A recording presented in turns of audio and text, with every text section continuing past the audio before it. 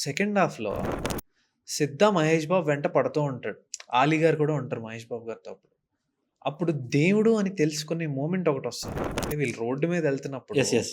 ఒక కార్ ఆపి ఆ డ్రైవర్‌ని రూ. 10 కావాలంటే ఆ డ్రైవర్ రూ. 100 ఇస్తాడు. హ్మ్. రూ. 100 ఇచ్చిన వెంటనే మహేష్ బాబు వాళ్ళు షాక్ అవుతారు. మహేష్ బాబు, ఆలీ గారు షాక్ అవుతారు. హ్మ్.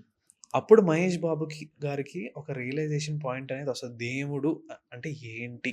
అన్నది ఒక రియలైజేషన్ వచ్చి, అప్పుడు మహేష్ బాబు గారికి దేవుడంటే మీనింగ్ అర్థమైపోయింది భయ్యా.